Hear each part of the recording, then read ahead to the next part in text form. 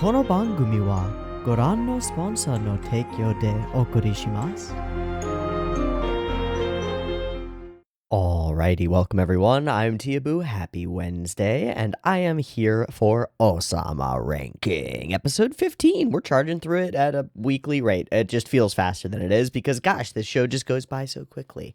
Last week, of course, we watched episode 14, where we had a lot of healing, doing a lot of healing, as well as the climactic battle between Despa, an unexpected assist from Desha, and, of course, the captain of the guard versus the unkillable, it seems, fully inhuman, it is said, Oken. And some interesting conversation from Despa about that and about who he be and why he be the way he be, which is weird and raises a bunch of questions about the nature of a lot of things, like where did this power that he seems to have come from? Is it a curse?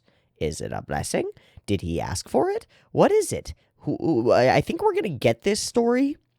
And I think we're going to get this story because we see the shots of him as a normal human being in the OP, and we've now linked those together with a couple of frames in the last episode, so we know that Oken was once this handsome, gallivant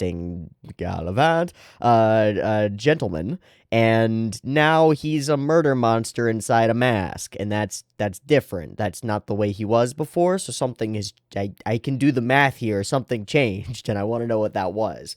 And that might be a way to introduce us to some of the more ethereal aspects of this show. Obviously, they've already been introduced with the Crazy King and the whole King thing and the Divine Treasury thingamajiggy, and giants and stuff like that.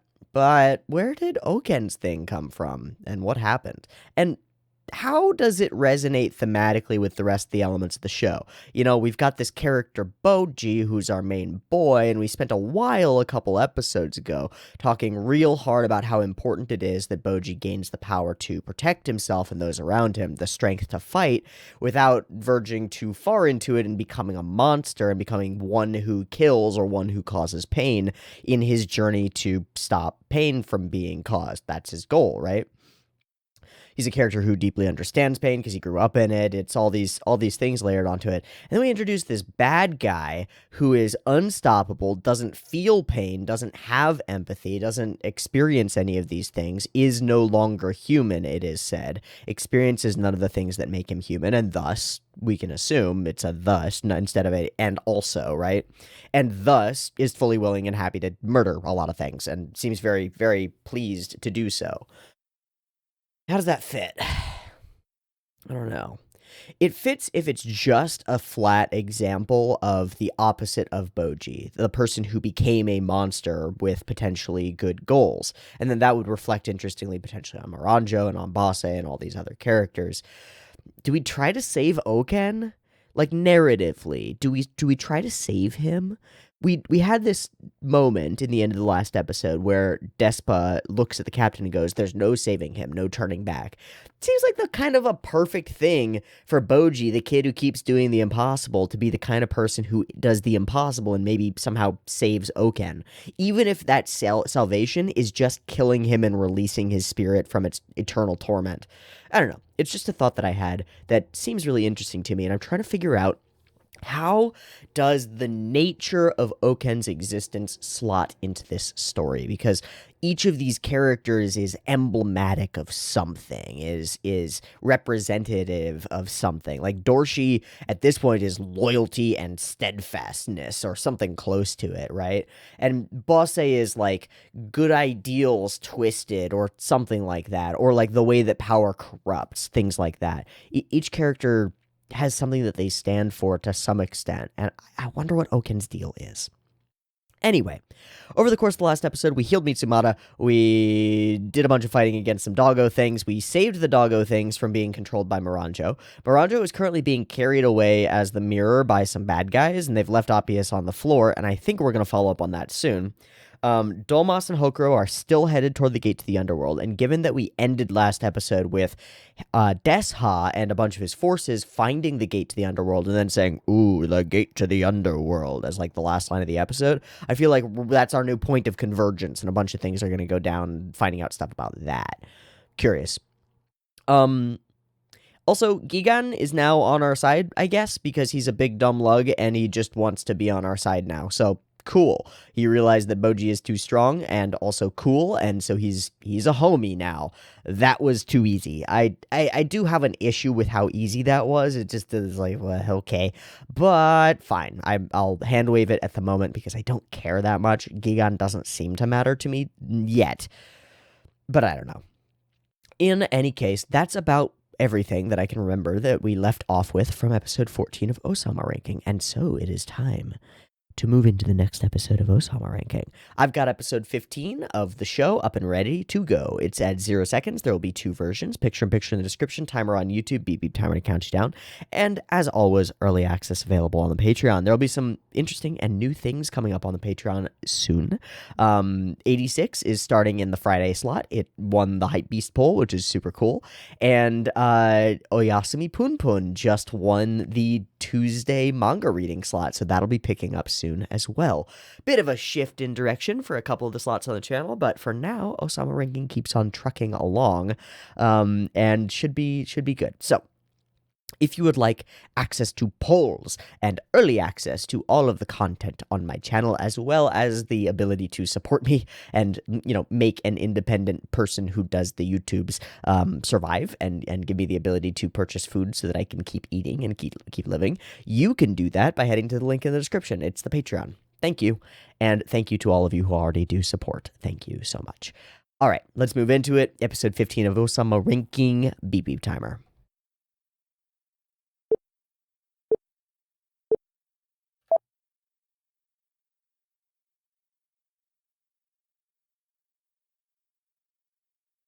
Fair enough. Is there now? So the beasts gives us a reason to all converge.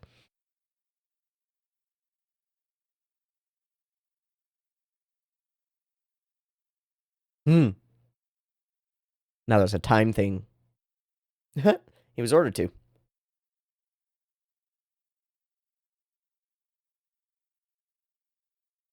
I wouldn't believe that at all. I don't think Dalmas is against you one bit. Not anymore. I mean, I just got betrayed by the person I trust most, or one of the people I trust most. It's a little hard. Courage. Again. Sorry.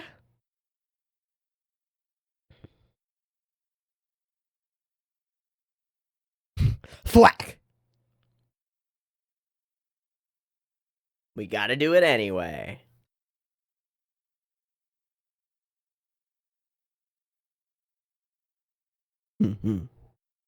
OP? Oh.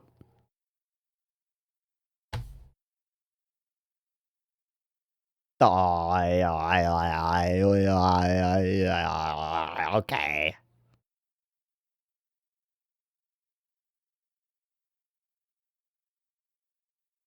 God, he's so fucked up.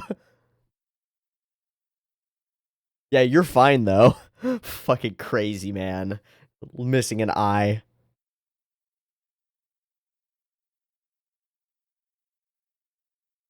Of course.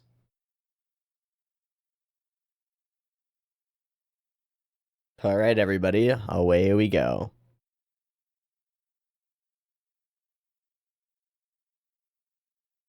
My son? Ah! Ah! Bill, you Bill, stop it. Healing. Oh, they're here. Okay, I was actually expecting the mannequins.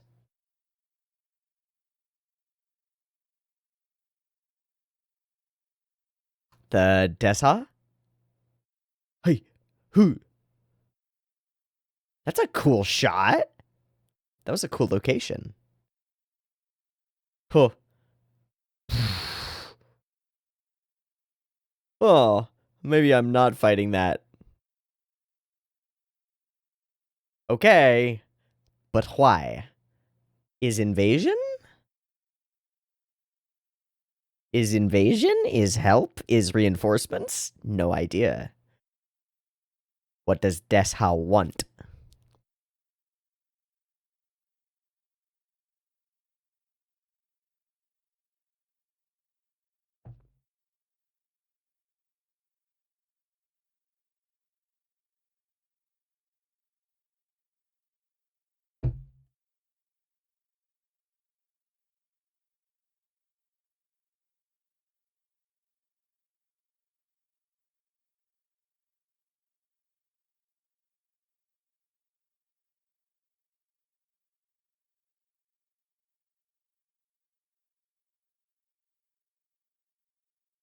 Sparking Death High is so sick.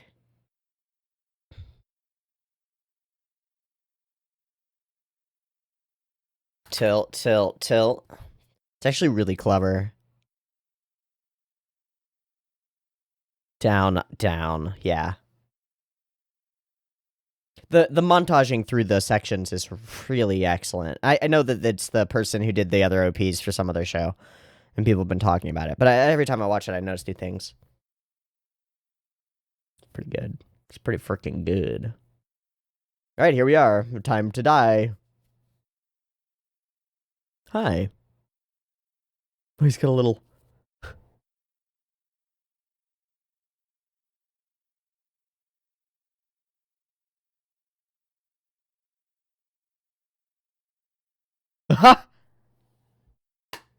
Because of fucking Miranjo. That's what's going on. Whoa, whoa, whoa. No, no, no. Let's talk. Let's talk, bro. It's a lot of copy-pasted nights. Say something, Domas. You will fight us? This is Hokuro's time. No, no, no. This is Hokuro's time to prove himself. Pop out and be like, hi! Hey, just by the way, we didn't do that. Sorry.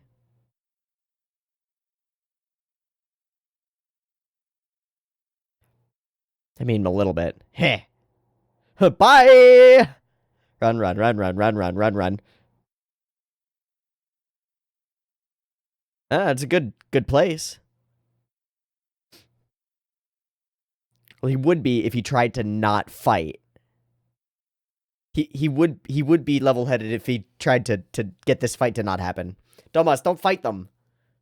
Don't fight them, dude. Don't do it. Oh, that was sick. Nani? Impossible.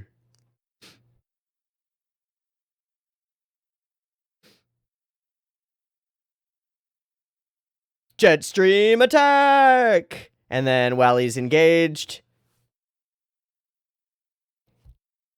A little bit harder now that they're coordinating.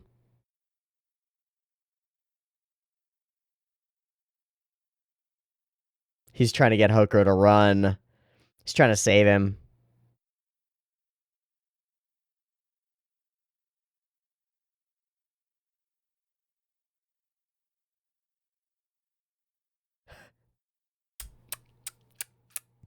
Assumptions, assumptions.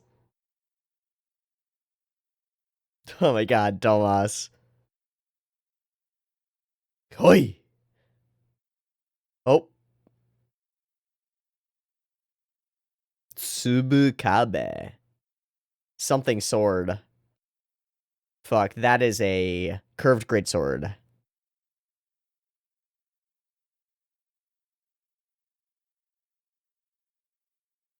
Okay. Yeah, that's bad. I fucking love that.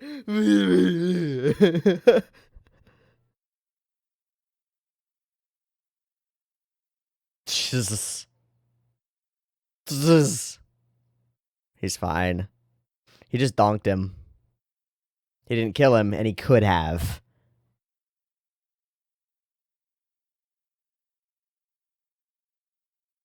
They're all just homies. He's fine.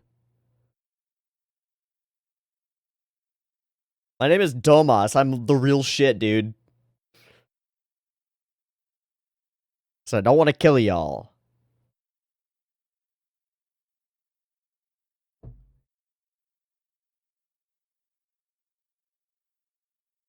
No, he knows that he'll die here if he fights you. For real.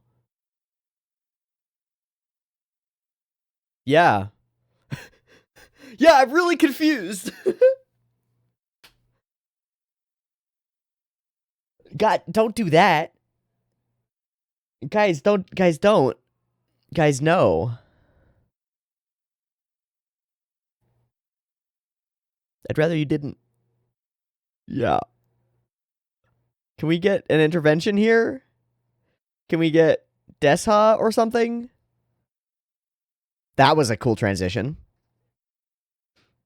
Yeah, this is just endless now.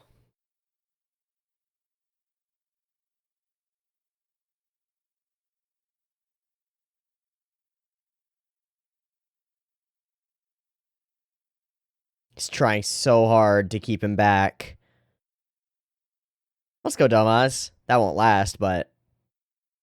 Get the fuck out, Hokuro. Go get help. Jesus, that thing is terrifying.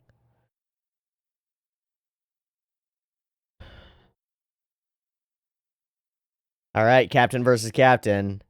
Lots of speedline backgrounds. It's fine, but... Still condescending, huh?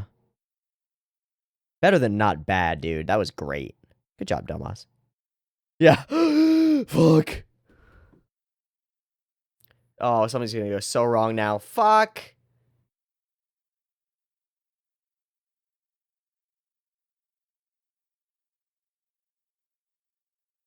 I think that's the feeling of a knife behind you. Or is that Desha? Hello, Lord. The True King. What's up, bro? Oh, shit. Big boy got a big club.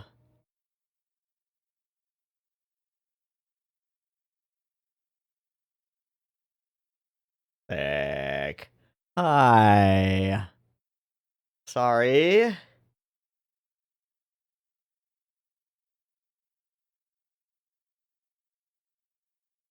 This is correct.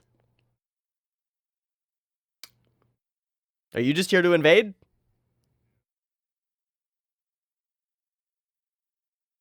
Here. He does want to fight. Why?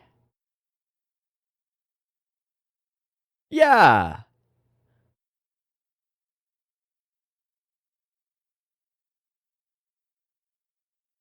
I'd rather you didn't. I'd rather you didn't. Please don't fight Domas. He's not invincible. Dude, we've never seen a king shit fight.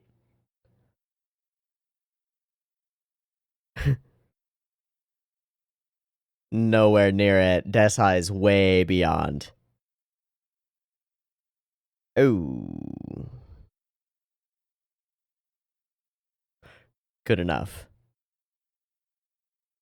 Focus on surviving, bro. Fuck.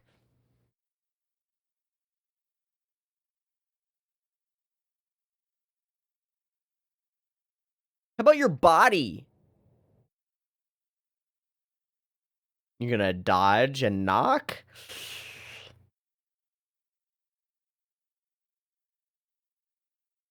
That's not gonna work, bro. Dude, he just wants to fight, doesn't he? This could be over so fast. Dude, I thought I liked Desha! Oh, he just moves closer. Because he knows what you're gonna do! He's fucking your plan. He's fucking your plan, dog. But will you strike? It's chicken. Oh, it was just so fast. Yeah. Doink. Fucking asshole. Yeah, yeah, yeah.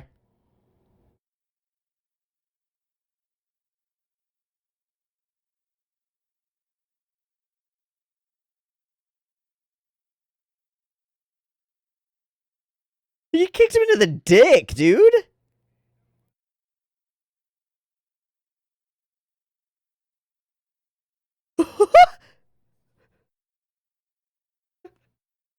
The whitest boy. What the fuck? Oh, almost. What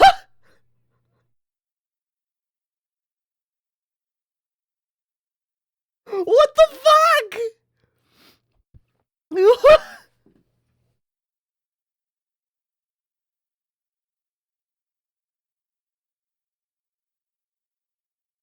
Could lose your balls.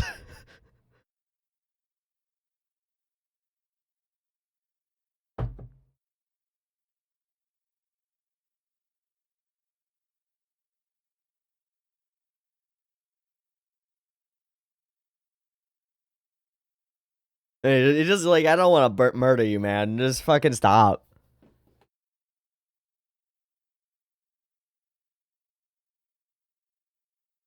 Oh. Oh, let's go Hokuro.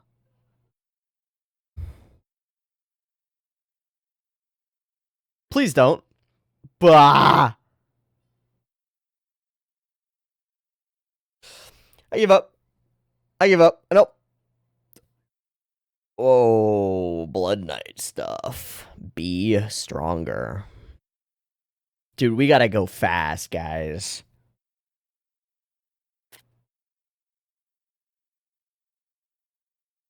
Can Gigun just jump us down? Fuck yeah, let's go, bro. Whee! And he's gonna arrive right in time. Boom!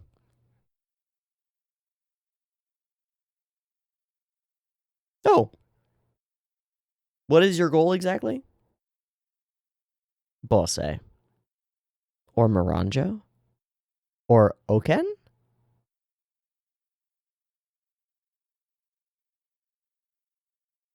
Oh. Hello.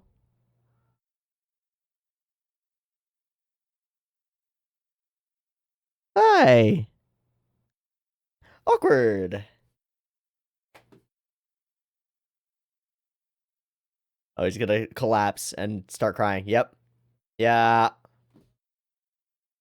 Because he finally sees him again.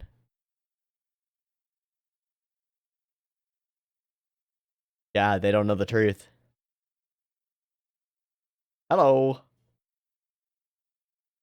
Yeah, what the fuck is going on? Guys!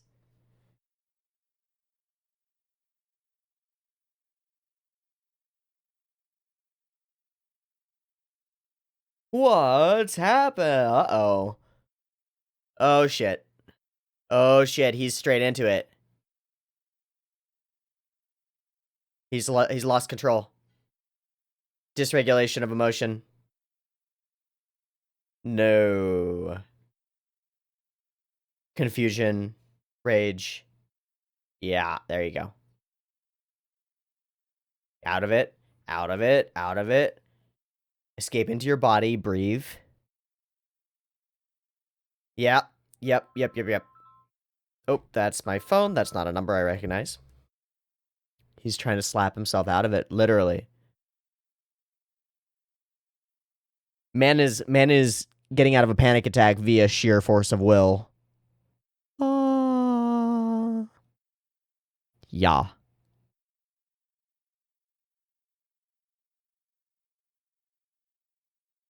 Fear, anger, distrust. Feelings that I've felt. Ooh. How do you prevent it? I'm super ashamed. Oh, he's gonna try to kill himself. Please don't do that. Oh, buddy.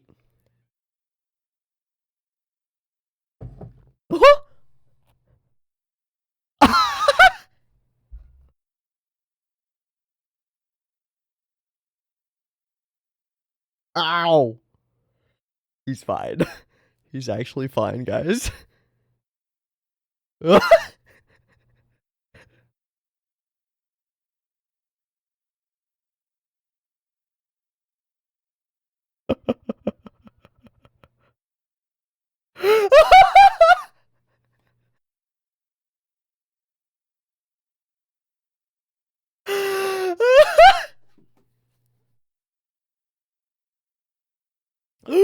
My perspective. Pretty pathetic.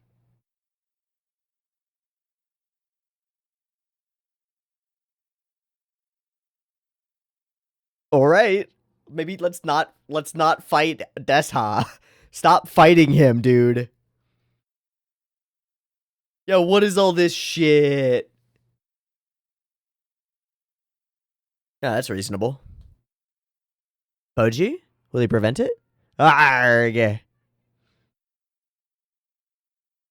Too late. Too late. Well then.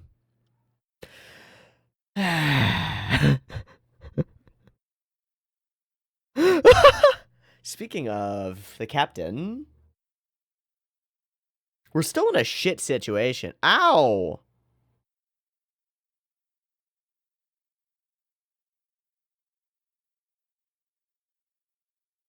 Hey, what's up?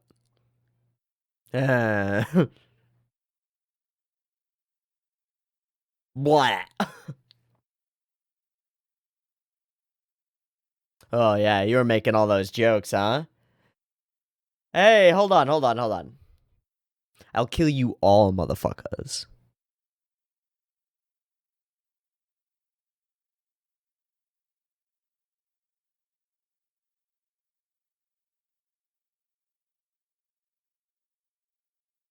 So fucking casual about that. So fucking casual about that. Zapped. Turn and look at Desha. Are we enemies, dude? Are we actually enemies right now, dude?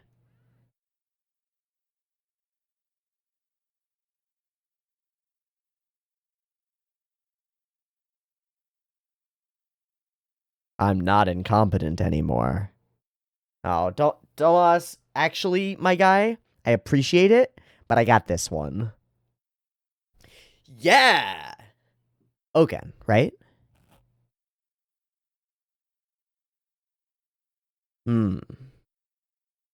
Miranjo.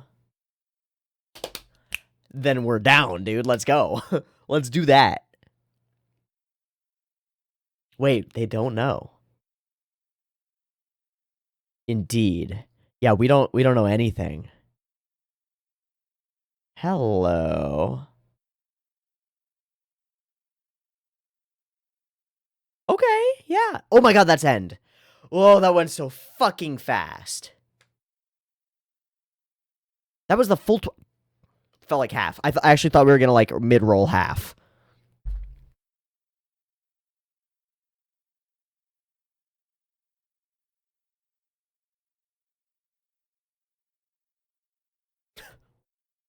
Such a confusing situation, because not knowing Desha's motivations makes it really tough.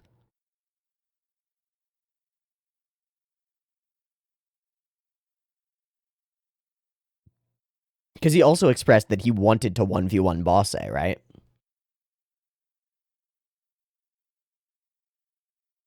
And isn't Desha number 2? Who's number 1? We don't know.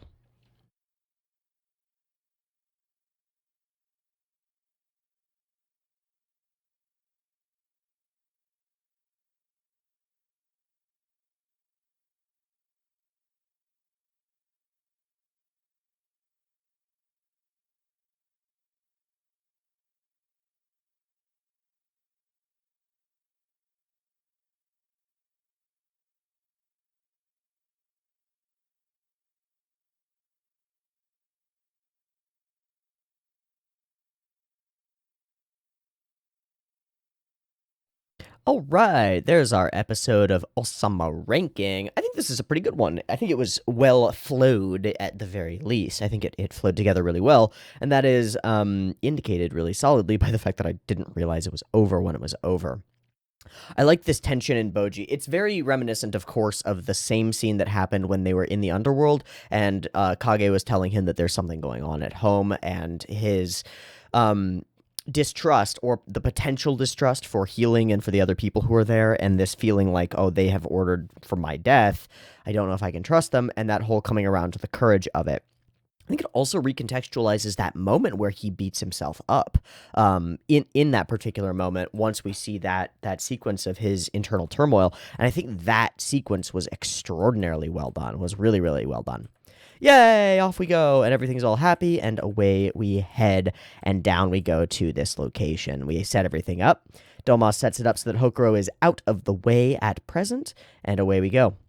So the entire Order of the Underworld shows up here, and they're kind of goofy and fucking condescending toward Domas. Now, I get it, he doesn't look like much, but they're really condescending. Like, they do not take him seriously. They don't seem to take any of any of the forces of the overworld seriously at all. It's that kind of a vibe of like, well, they can't be real shit at all. There are some great little mini cuts, like this one I thought was really good. Not just the cut itself, but the flow from like build tension as they all sit down into their knees, right? They all squat a little bit as they build tension. They all move forward through frame this way, and it's all individual. Bink, bink, bink, bink. And then we cut to the outside frame, momentum moving the same direction, further back, further forward, boom, bam, boom. And it's got this really good, like, swing, pa to it. And all of the camera movement and the camera shake that's built around it is really effective. Little clips like that make actually a huge difference over the course of these battle sequences, giving us really entertaining moments to fight around and fight with. I think it's really good. And also just the interactions, the character interactions between them, like the little as he thinks that he's getting distracted and stuff. And of course, Domas is trying very hard to get Hokuro out of there. We see in Domas's actions his character in these moments. His desire to protect, his willingness to sacrifice his own life to do so, his desire to get Hokuro out of here, and of course, his everlasting pride. But we see his pride in a slightly different context and in a different way than it was before, and it's a little bit better. So we meet a big boy. I'm pretty sure I fought this guy in Dark Souls 3. Like, I'm pretty sure that this guy comes out in one of the later areas, and he's got a big curved greatsword, and he spins at you. Yeah, I think I fought that guy. You're pretty good, huh? And a cool fight, and a donk, and a dink, and a dank. Cool. We can skip through this because a lot of the time here is just spent setting up these fights. We do all the fights, their new captain fights him, and then, of course, the assassin appears and hamstrings Hokuro, and we start our Desha stuff. Man, this is a good intro. The music going, the big mace, the amount of time that it takes to swing, and then clonk, and the sound effects around all of it. It's the king. And he shows up, and he makes fun of everything, and he's a condescending prick, mostly. Tells us that he's after one person, but also he wants to fight Bosse. Are you comparing me with Bosse? Now that Bosse is small, he's no match for me. Was he ever? What rank was Bosse? I don't know.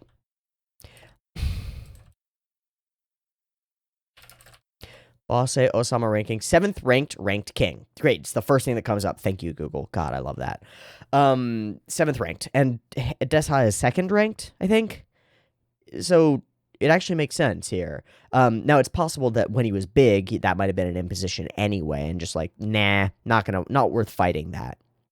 But now that he's small, he's no match. But this isn't a power grab, at least as far as I can tell. This isn't Desha going, well, I guess their forces are in order, I'll attack, and I'll take over, and I'll kill everybody.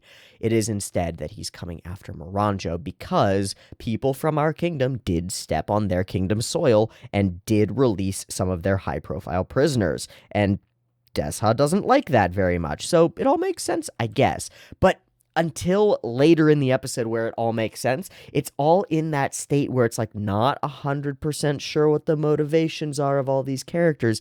And I think it's a really cool window for us as viewers into some of the sort of problems that happen when you're trying to make interactions like this.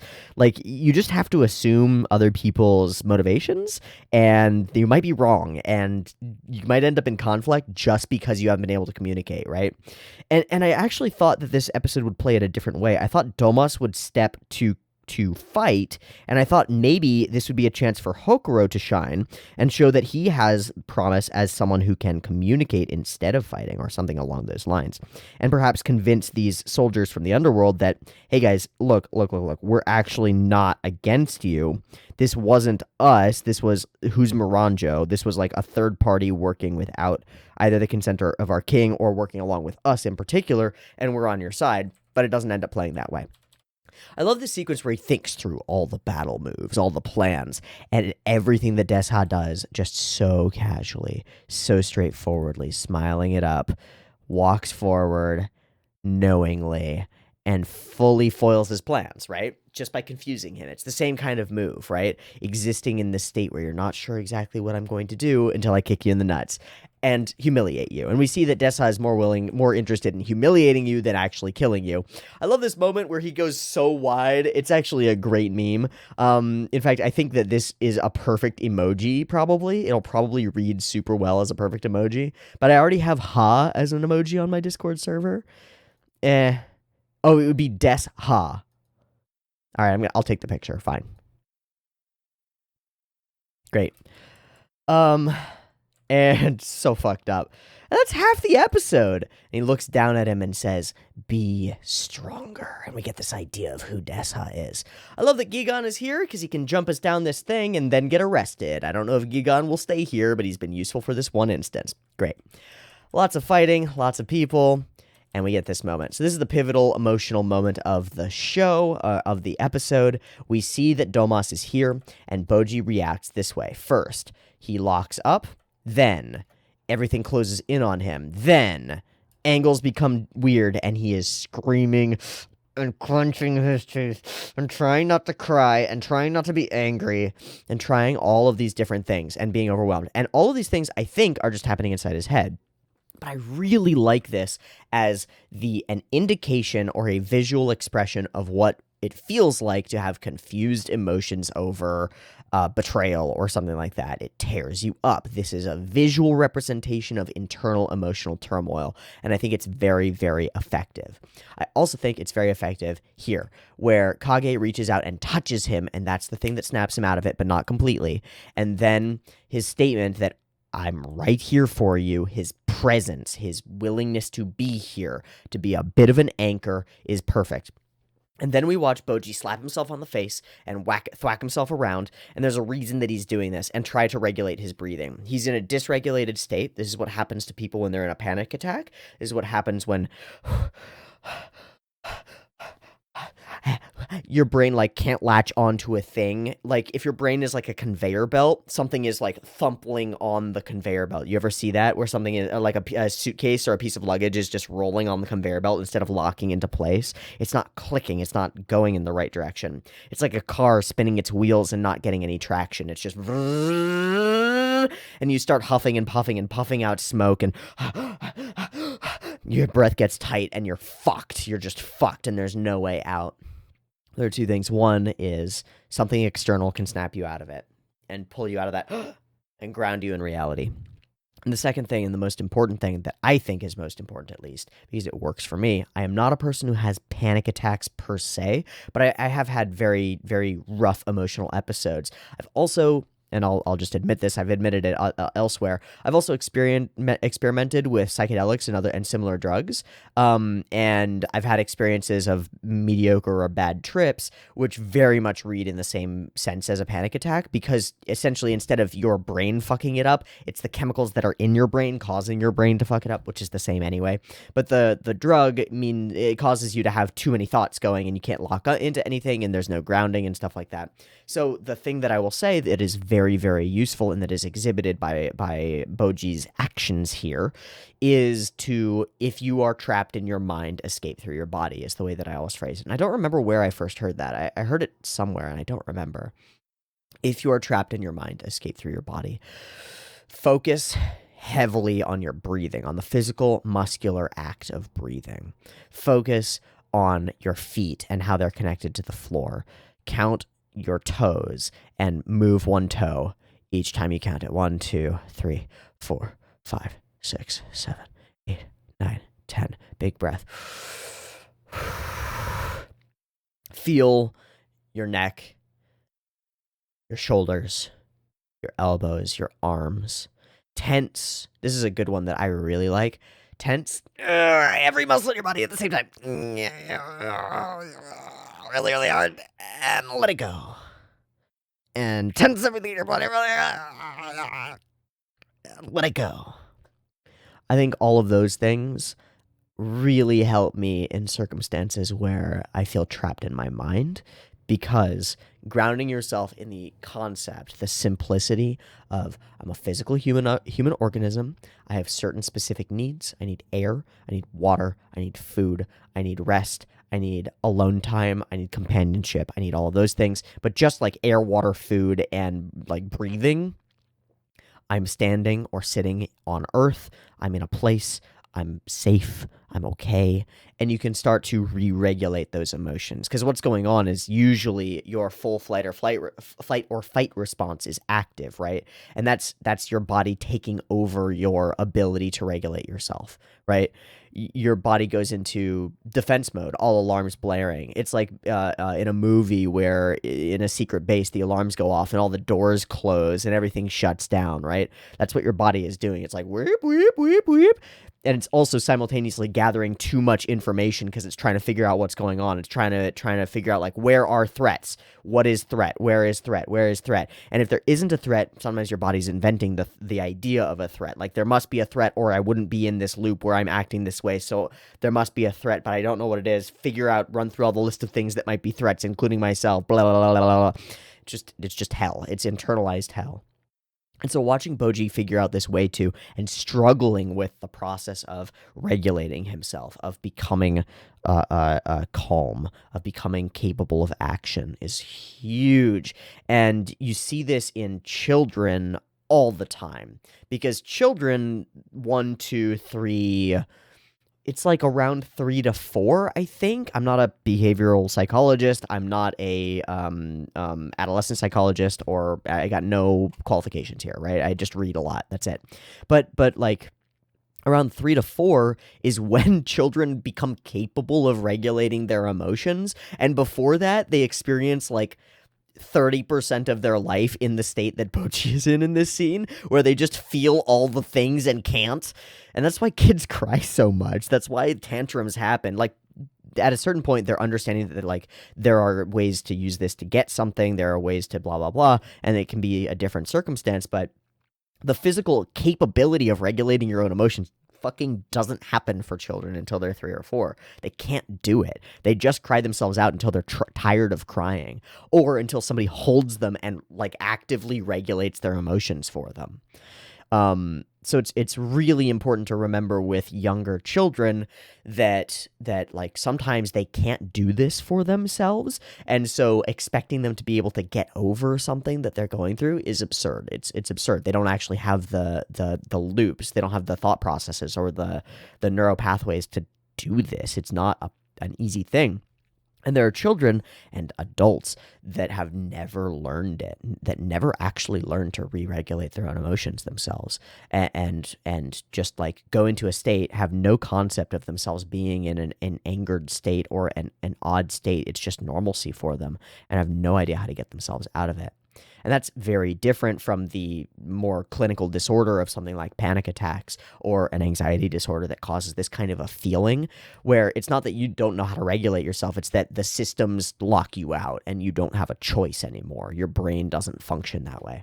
Scary stuff, and a really cool moment. Again, I think that the actual visual of this and the way that it flows, these moments, the twitching, the shaking, the clenching of the teeth, the near crying, the need for breath, the sunken eyes, the way that he seems to look and feel, the struggle, the feeling like he's just clasping his head like, it's in here.